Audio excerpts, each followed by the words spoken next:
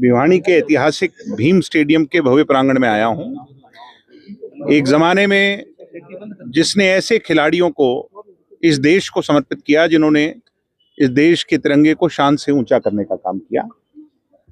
15 अगस्त के कार्यक्रम को लेकर के सरकार ने इस पूरे के पूरे स्टेडियम को उजाड़ करके छोड़ दिया। जेसीबी से पूरा जो ट्रैक है उसको उखाड़ करके सिर्फ और सिर्फ जो है ये दलदल छोड़ा है खिलाड़ियों के लिए।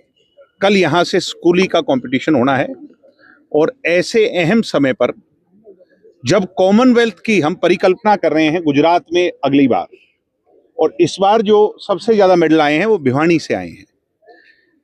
बेसिक बुनियादी फैसिलिटीज में हरियाणा पिछड़ रहा है। हम कैसे मेडल की आगे, कैसे स्पोर्ट्स फैक्ट्री को आगे बढ़ाने की उम्मीद कर सकते हैं? मुख्यमंत्री जी को कहूंगा, आंखें खोलिए, नींद से जागिए। हिंदू मुस्लिम से कुछ नहीं होगा और ये राजनीतिक बात में नहीं है, ये बात है इस मिट्टी से सोना उगाने की। इस मिट्टी से सोना तब उगेगा जब आप अपनी नीयत को सुधारोगे और खेल खिलाड़ी को आगे बढ़ाओगे। आर्मी की जो भर्ती है वो 2 तारीख से है। दिल्ली पुलिस की भर्ती आई हुई है, 19 से है, यानी 2 दिन बाद है। आज 17 में हम हैं, तो हम कैसे उम्मीद कर सकते हैं इन स्टेडियम पर तैयारी कर करके आप भर्ती में हमारे बच्चों को आगे कैसे? आप जो बात करते हैं अग्निवीर की, क्या इन मैदानों में अग्निवीर पैदा होंगे? एक तरफ अरबों खरबों हमारे देश के टैक्स पेयर्स का पैसा गुजरात ले जाया जा रहा है, कॉमनवेल्थ खेल वहां कराए जा रहे हैं, जबकि होने तो हरियाणा में चाहिए थे, मगर हरियाणा को उसके हाल पे छोड़ दिया गया।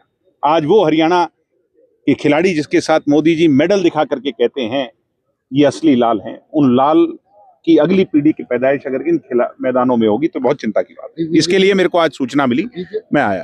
बीजेपी कहती है कि अगर इनेलो ने और कांग्रेस ने काम किया होता, हरियाणा में इंफ्रास्ट्रक्चर तैयार किया होता खेल का, तो ये नौबत नहीं आती। अगर किया होता उन्होंने, तो उन्होंने नहीं किया तो फिर किसी और को चुना, किसी और ने नहीं किया तो शायद आपको चुना। अगर आपने नहीं किया तो इसका मतलब वो खुद स्वीकार रहे हैं कि उन्हें भी चलता कर देना चाहिए।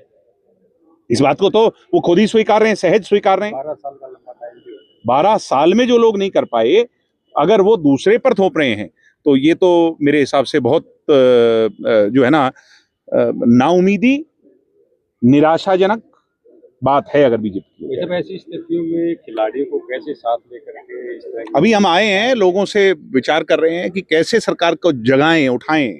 हर मोर्चे पर सरकार फेल हो रही है। सरकार तो सिर्फ एक ही मुद्दे पर चल रही है, हिंदू मुसलमान और कास्टिज्म के लिए। उसको हमने तोड़ना है, सरकार को असलियत दिखानी है। लगभग हर स्टेडियम का हरियाणा में ये हाल है, तो क्या इसको बड़े स्तर पर भिवानी हब है हरियाणा के स्पोर्ट्स का। अगर हरियाणा दिल है देश के खेल का तो उसके दिल की धड़कन भिवानी है। अगर भिवानी का ये हाल है तो नेचुरली आप जो बता रहे हो वो बात सही है। Thank you.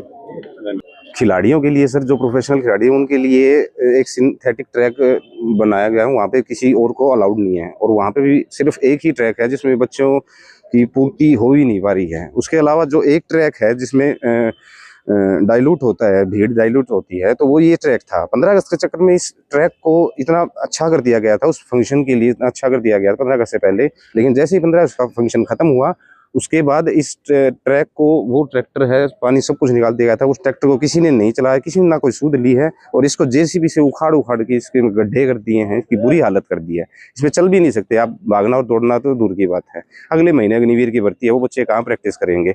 उसके 19 तारीख से आपकी दिल्ली पुलिस की भर्ती है, उसके बाद बच्चे कहाँ प्रैक्टिस करेंगे, कहाँ जाएंगे घूमने? बच्चों का सारा पेस खराब हो रहा है, बच्चों की सारी ये सारे सिस्टम इनके खराब हो रहे हैं बच्चों की सारी। ले दे के एक ये सिंथेटिक ये जिम्नास्टिक हॉल बचता है, इनके पास और कोई ऑप्शन होता नहीं है। ये इन बच्चों के भी इसके साथ साथ उन बच्चों का भी समय बर्बाद करते हैं, उनके सारे ऑपरेटर्स उतार देते हैं और उनको फिर दोबारा ऑपरेटर्स लगाने में 3 से 4 दिन 5 दिन का टाइम लगता है। बच्चों की उनकी प्रैक्टिस भी खराब होती है। ये हालत है। जो भिवानी सबसे ज्यादा रेशो में सबसे ज्यादा मेडल प्रोड्यूस कर रहा है, वो इन हालातों में अगर इतने मेडल आ रहे हैं तो आप ये सोच के देखिए कि एक हब, एक स्पोर्ट्स हब, और सबके स्पेसिफाइड यहाँ पे अलग अलग ग्राउंड हो, इसी ग्राउंड में ही बच्चे हैमर थ्रो कर रहे हैं, इसी ग्राउंड में ही रनिंग कर रहे हैं। बहुत सारे बच्चे, मेरे खुद के एक बार एक हैमर लग चुका है, 8 किलो का हैमर आके लग चुका है रनिंग करते वक्त, और अगर वो किसी बच्चे के सिर में लग जाए, कमर में लग जाए या छाती में लग जाए तो वो बच्चा तो जिंदा ही नहीं बच पाएगा। हर स्पोर्ट्स का, हर गेम का एक अलग हब होना चाहिए, अलग सिस्टम होना चाहिए, उस भिवानी के लिए जो इतने ज़्यादा मेडल प्रोड्यूस कर रहा है। लेकिन यहाँ पे ठीक ठाक तो छोड़ो, जो था उससे भी खराब कर दिया जा रहा है सारे सिस्टम। मेरा नाम लक्की है, मैं 100 मीटर की तैयारी करता हूँ। तो जैसे आप देख रहे हो कि स्टेडियम की हालत तो आप देख ही सकते हो। हाँ, कल परसों 15 अगस्त गया है, उससे 14 अगस्त को मैं सुबह आया तो बिल्कुल प्लेन कर दिया ट्रैक्टर ला के, बिल्कुल एक गड्ढा भी नहीं बचा यहाँ पे। और फिर अगले दिन क्या करा, अगले दिन रात को बारिश आ गई 14 तारीख को। 15 तारीख को फिर इन्होंने शिफ्ट कर दिया जिम्नास्टिक हॉल में। जिम्नास्टिक हॉल में सारा इक्विपमेंट्स उतार के इन्होंने रख दिया। फिर वहाँ से भी इन्होंने फिर दोबारा यहीं शिफ्ट कर दिया।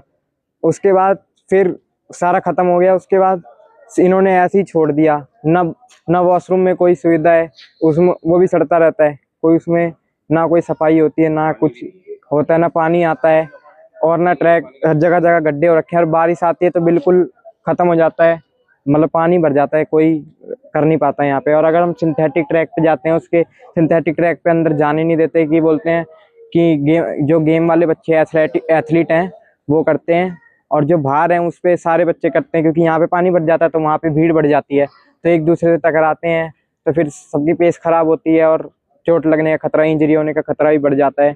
तो अब मैं यही मांगना चाहूँगा कि या तो इसको ठीक कराओ, या तो फिर हमें और कोई जरिया बताओ कि हम